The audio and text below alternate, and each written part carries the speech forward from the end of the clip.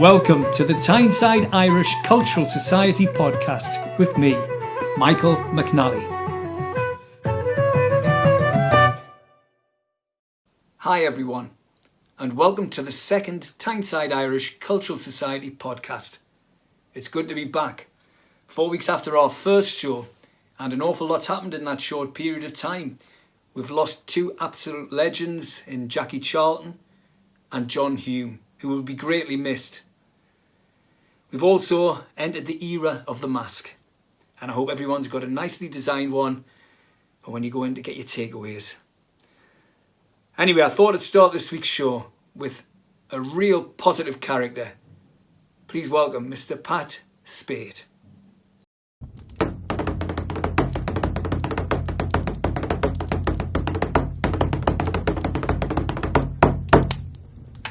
There's an island off the south coast of Ireland called Cape Clear Island. And there was a man living in that island one time. He was married. No, that wasn't his only problem. But living in the same house with him was his mother and father. And he was nagged from morning to night. He'd wake up in the morning and the wife would start nagging him first. She'd say, "Everybody in this island has children and we've no children. How come they all have children and we've no children?" On and on she went. He could take no more, of course. So he went into the next room for a bit of peace and quietness. Did he get it? He did a deal. There was his father. And the father started to nag him. "How is it," said the father, "everybody in this island has gold and silver. Everybody's rich and we're poor." On and on he went. Well, luckily they had 3 rooms in the house. So he went into the next room for a bit of peace and quietness. Did he get it? He did a deal. There was his mother, and she is blind as a bat. Oh, she said, "I can't see whether it is day or night, winter or summer." He said, "I can't see whether it's day or night, winter or summer. I can't see a spick." He said, "I can't see anything," as if it was his fault.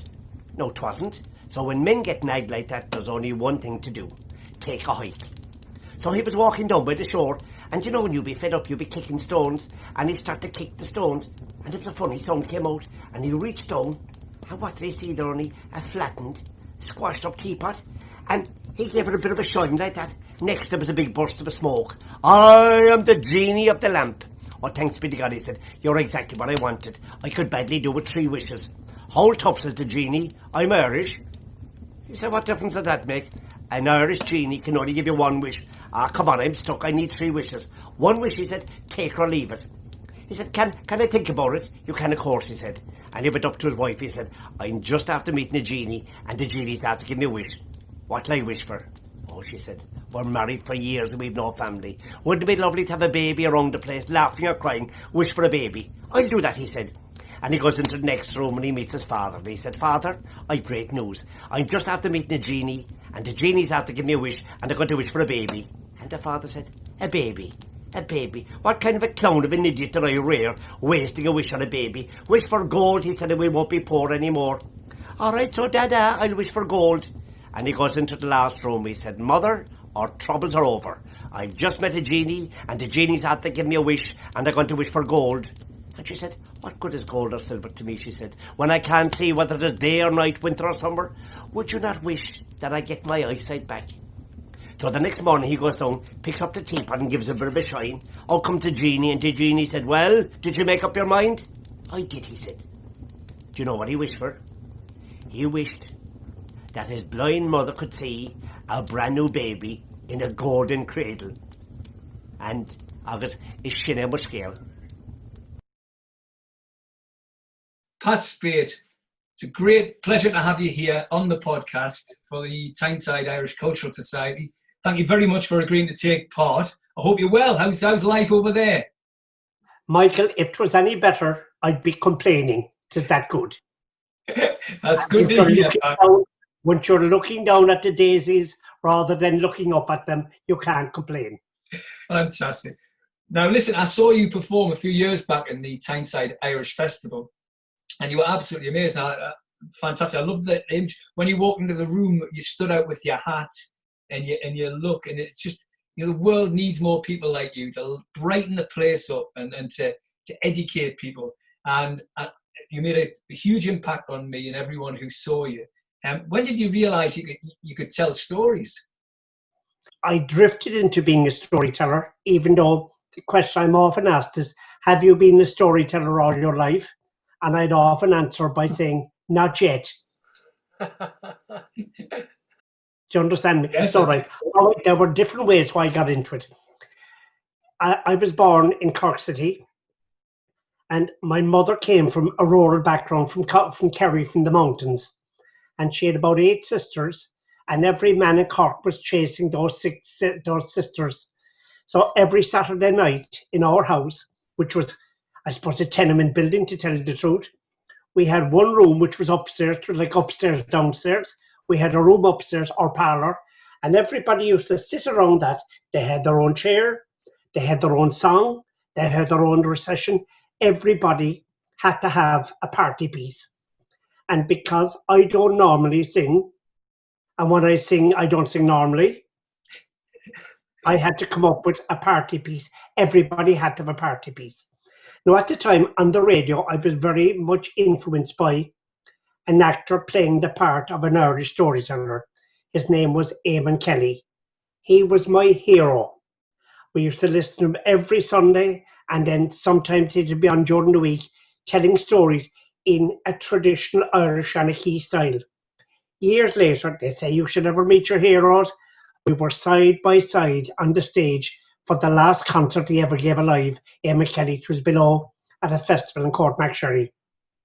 And we were just friends for life. He was just a marvellous, marvellous man. And then I used to spend a lot of time in the library studying books on folklore. When I was a child, even starting off into my teens, I wrote a composition saying that when I finished, qualified as a carpenter, I would travel the world and I would go to 2 places. I'd either go to Papua New Guinea or the Amazon. So it turned out I worked as a carpenter, qualified as a carpenter, and I said, in my innocence, when you think of it, I would give 2 years to God. So I went out to the third world building hospitals, schools and churches. Now, I go down on my bended knees every day and I thank God I'm an atheist. So how one can change.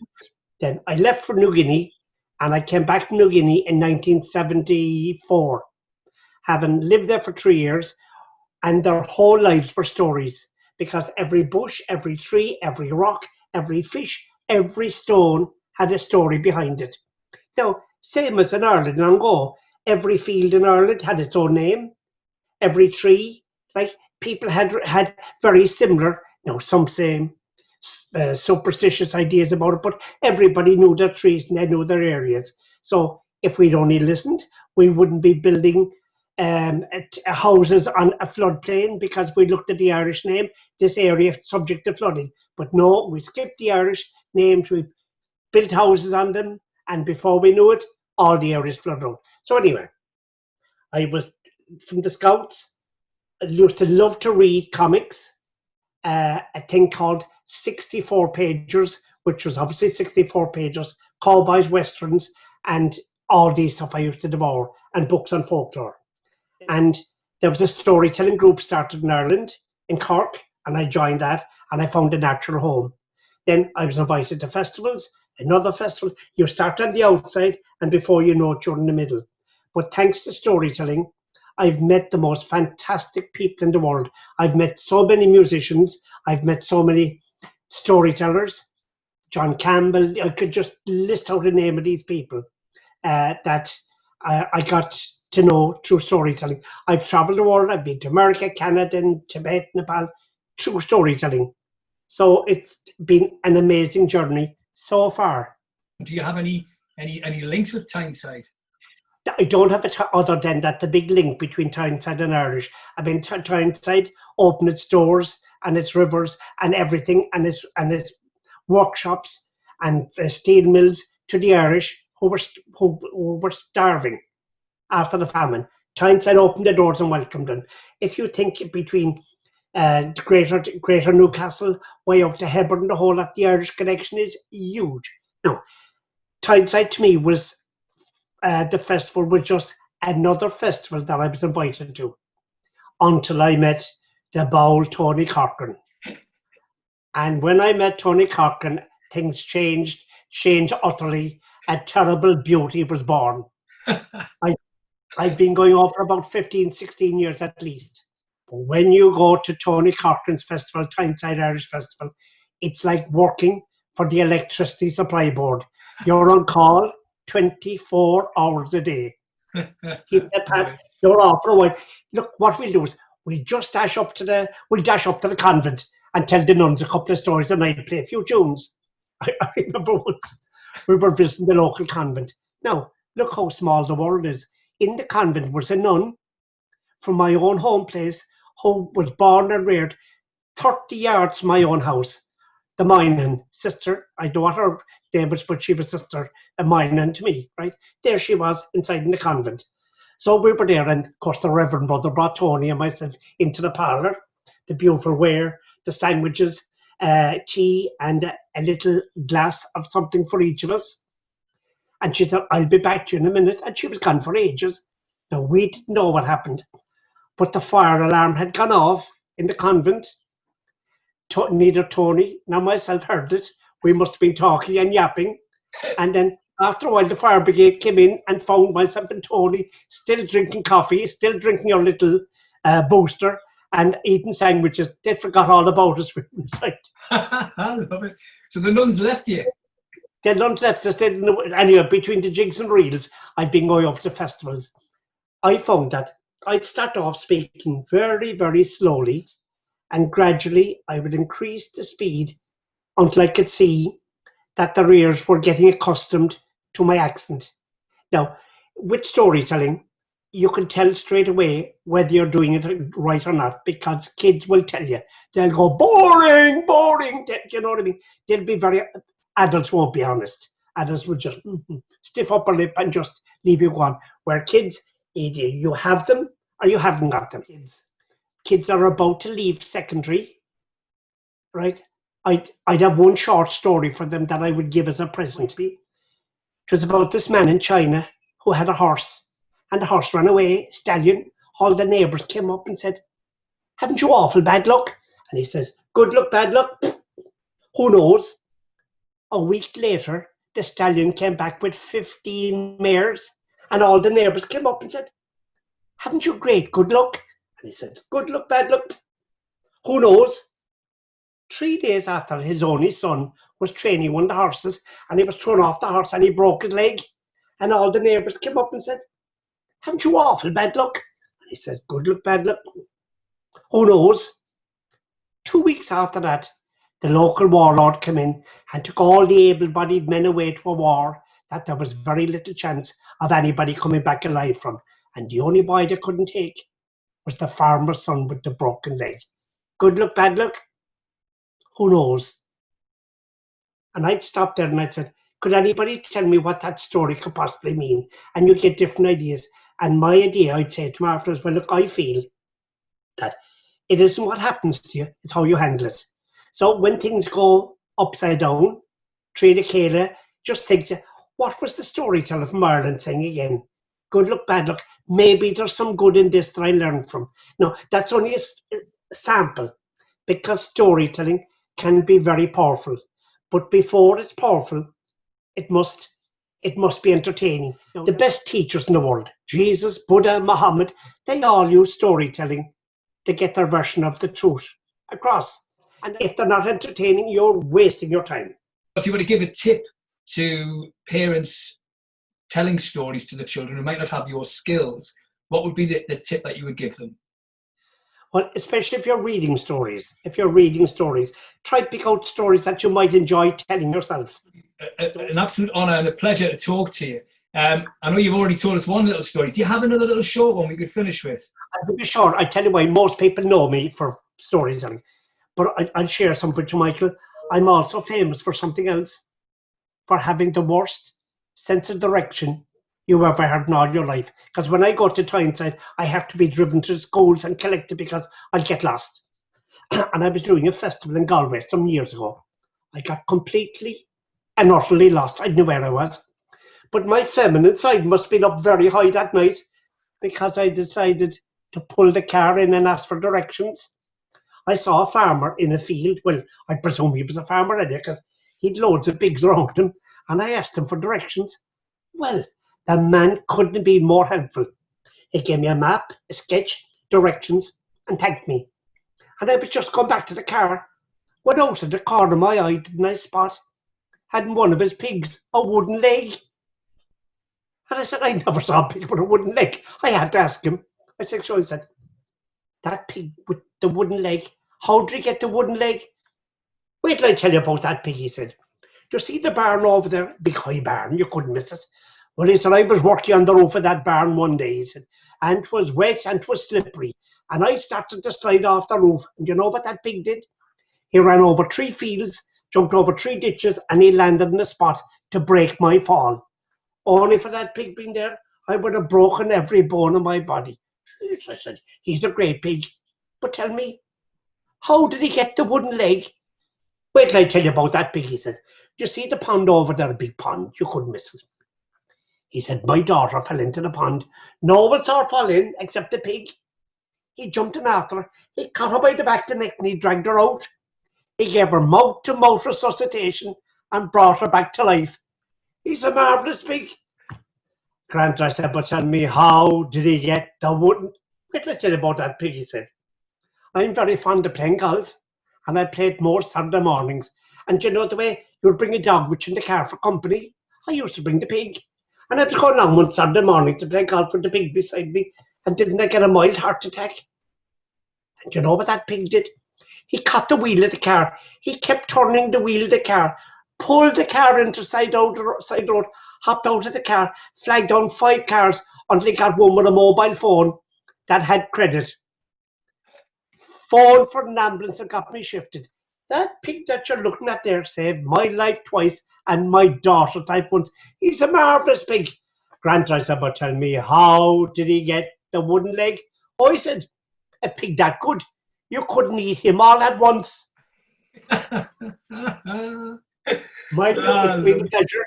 Will you give my best regards to all my friends over? I certainly will, Pat, and thank you very much. It's been an absolute pleasure talking to you, and I look forward to seeing you over at the Tyneside Irish Festival, the next possible Sooner the better. Sooner the better. Thank you, Michael.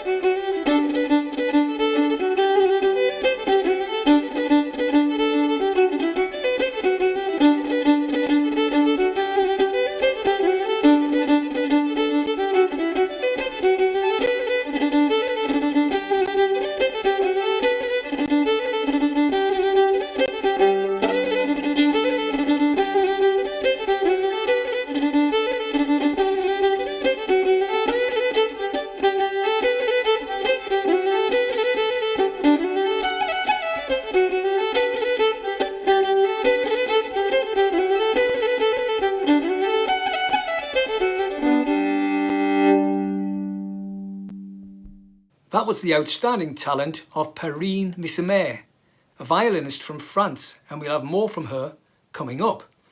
Now, if you're not already aware of the Irish Community News, I suggest you check it out. It's a magazine which has been put out on a monthly basis since the beginning of lockdown. You can access it through the Irish Centre website, and you can either download it or just read it online. Right, time for the chat I had with the lovely Perrine Missemer. She's in France, I'm in heaven. Isn't it incredible? Technology. Can you tell me a little bit about your musical career? Where did you begin? When I begin, so I started violin at an early age, at 4. motivated by my parents because all my brothers and sisters learned an instrument. And I was very serious about classical studies, 17 years old. I knew I would love to be professional violinist because I was passionate about violin sound as a whole. And I started to live from my music at the age of 19 by first giving lessons and playing in pubs in Lyon, and quickly touring with bands and orchestra, classical orchestras. You play a whole range of styles from classical to jazz and, Yes. and Irish traditional. How did you get into playing Irish traditional music? I always wanted to go off the beaten tracks of classical music, classical studies. And each summer I followed master classes with classical violin teachers. And I discovered Irish music thanks to my teacher's friend who led the Irish workshop for us. And I fell in love with fiddling. It was like a game for me, like a break in my practice routine. At 17, I was traveling in Virginia, in US, and I was with a youth orchestra, and I was hosted by a family of musicians. And after rehearsals, we were playing bluegrass and Irish tunes. And I felt like I was at home, and I would have dreamed of growing in a family like this, a musician's family. Then I decided to follow Irish workshops as much as I could in Brittany and Ireland. And I have been lucky since to learn tips and tunes from Jerry and Eilish O'Connor, Martin Hayes, Siobhan Peoples, and in my town with Irish musicians from Lyon, like John Doherty. You've toured around the world. Where else have you played? I have been in Syria, I have been in Italy, in Germany, in last winter I was in China for master classes, for giving master classes. When are you going to come to Newcastle, Tyneside, and play here in England? Oh, I don't know. We'd love to hear you play. We'd love to have you perform. It would be a pleasure. Would you be good enough to play something for us? Yes, I can.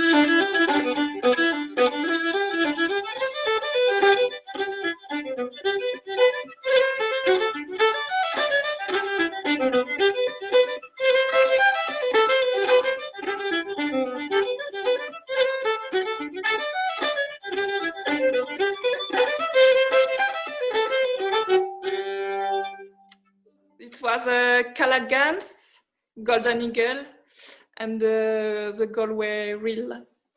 Thanks for so much for the invitation. Well, that's all we have time for.